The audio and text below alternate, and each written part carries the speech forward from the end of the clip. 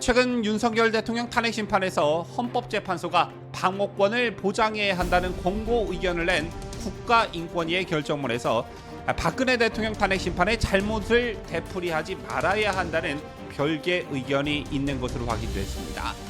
박 전 대통령의 탄핵소추 사유 중 상당 부분이 형사재판에서 무죄로 판명된 만큼 윤 대통령 탄핵 심판도 신중하게 진행해야 한다는 그런 취지인데요.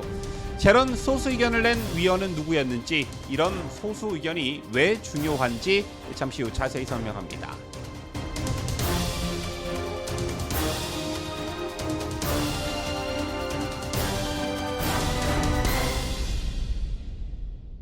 시청자 여러분 안녕하십니까? 뉴스데일리 베스트 민앵커입니다. 인권위는 지난 10일 헌법재판소에 대해 윤석열 대통령의 탄핵 심판 방어권 보장을 권고하는 안건을 가결한 바 있습니다. 형사소송에 준하는 엄격한 증거조사를 실시하는 등 적법 절차 원칙을 준수하고 사실 인정과 법리 적용을 그르치는 일이 없도록 충실하게 심리하라는 그런 내용이었습니다. 대통령의 인권도 국민의 한 사람으로서 보호돼야 한다라는 것인데, 당시 안창호 인권위원장을 비롯해 강정혜, 김용원, 이충상, 이한별, 한석훈 위원 등이 찬성했습니다. 그런데 이 같은 국가인권위의 결정문에서 박근혜 대통령 탄핵 심판의 잘못을 되풀이하지 말아야 한다는 별개 의견이 있는 것으로 뒤늦게 확인됐습니다. 박 전 대통령의 탄핵소추 사유 중 상당 부분이 형사재판에서 무죄로 판명된 만큼 윤 대통령 탄핵 심판도 정말 신중하게 진행돼야 한다는 그런 취지인데요. 인권위 결정문에 따르면 한석훈 인권위 비상임위원은 다수 의견에 대한 별개 의견으로 이 같은 주장을 펼쳤습니다. 한 의원은 헌법재판소의 재판 진행이 박근혜 전 대통령 탄핵 심판 전례를 따르는 것이라면 그 사건의 졸속 재판이 그 후에 형사재판에서 여실히 드러나는 점을 오히려 타산지석으로 삼아야 한다라며, 당시 헌법재판소가 파면을 결정한 이유 중 상당 부분이 형사재판에서 무죄로 선고됐다라고 했습니다. 한 의원은 그러면서 박 전 대통령 탄핵소추 사유 중에 나중에 그의 형사재판에서 무죄로 결론난 부분을 구체적으로 열거했는데요. 미르케이 스포츠재단 설립자금 출연에 제3자 뇌물수수죄 및 강요죄, 현대자동차 그룹에 대한 모기업 납품 알선 강요죄, 현대자동차 그룹에 대한 광고 제작 발주 요구 및 직권남용죄 및 강요죄, KT에 대한 플레이그라운드 홍보 담당 임직원 채용 요구 및 광고 발주 요구 직권남용죄 및 강요죄, GKLA에 대한 장애인 펜싱팀 창단 및 운영 위탁 요구 직권남용죄 및 강요죄, 롯데그룹에 대한 체육시설 건설 건립자금 지원 요구 및 강요죄, 그리고 47개 문건 중에 33건에 대한 공무상 비밀 누설죄가 모두 무죄로 확정 선고됐다라고 했습니다.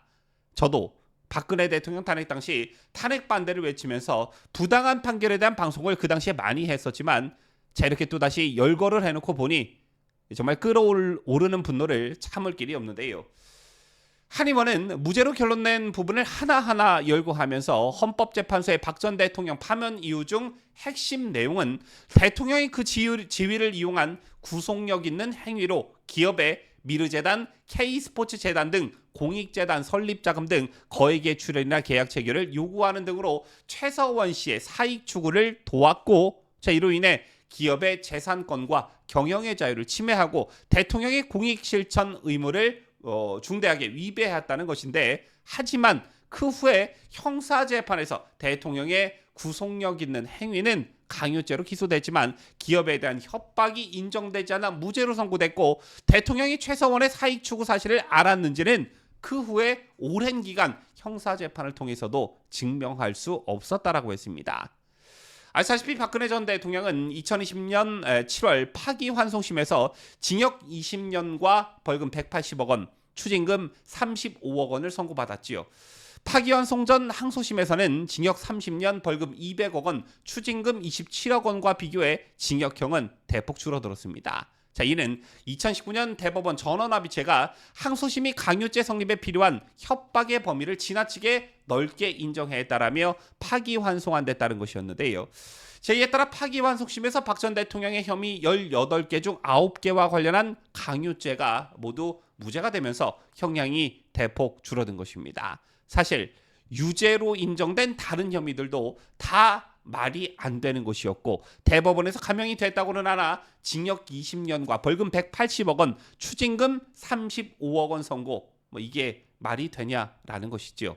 어쨌든 이런 사실을 지적한 한 의원은 만일 형사재판의 결과가 탄핵 심판 당시 밝혀졌더라도 박근혜 전 대통령에 대한 파면 결정을 했을지 의문이라며 탄핵 심판과 형사재판이 모순되는 결과가 되지 않도록 형사소송 절차를 준용하여 사실 인정을 한 다음 탄핵 결정을 했어야 했다라면서 윤석열 대통령에 대한 탄핵 심판 사건도 박근혜 대통령 탄핵 심판에 실패한 절차상 오류를 반복해서는 안 된다라고 했습니다.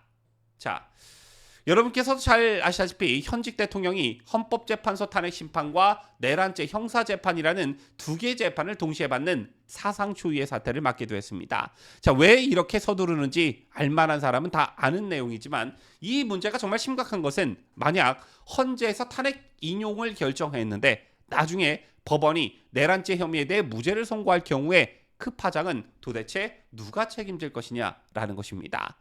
아시다시피 헌법재판소 탄핵 심판은 단심제이기 때문에 재심 신청도 불가능하지요. 따라서 형사재판에서 무죄가 나오면 탄핵 무효를 외치는 여론이 들끓 수밖에 없고 최악의 경우 남미의 베네수엘라처럼 2명의 대통령이 통치하는 사태가 벌어질 수도 있습니다.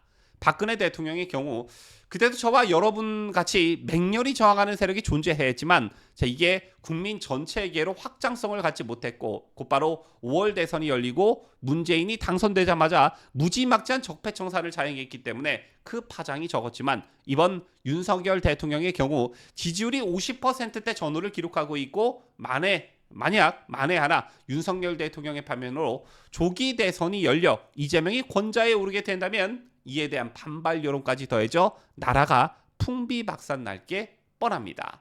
이런 상태에서 윤 대통령이 형사재판에서 내란 수괴죄와 관련해 무죄를 받는다면 이미 파면 결정을 내린 헌법재판소를 국민들이 가만두겠냐라는 것이고 진짜 대통령은 윤석열 대통령이라며 나라의 대통령이 2명인 상황이 실제 발생할 수도 있다라는 것인데요.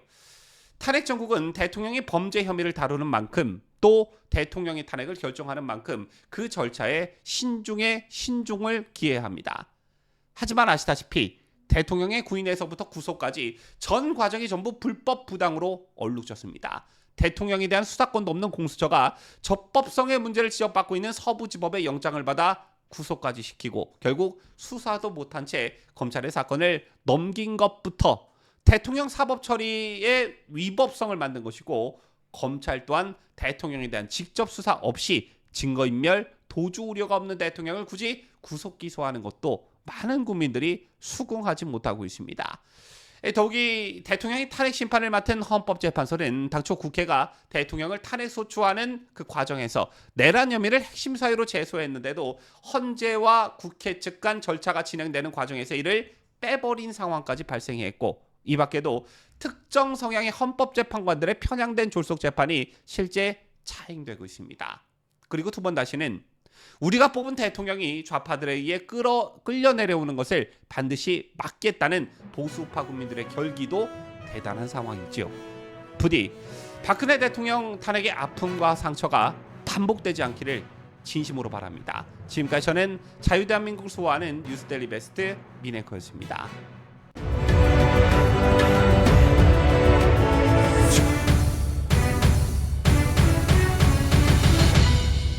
함께해요. 뉴스데일리 베스트.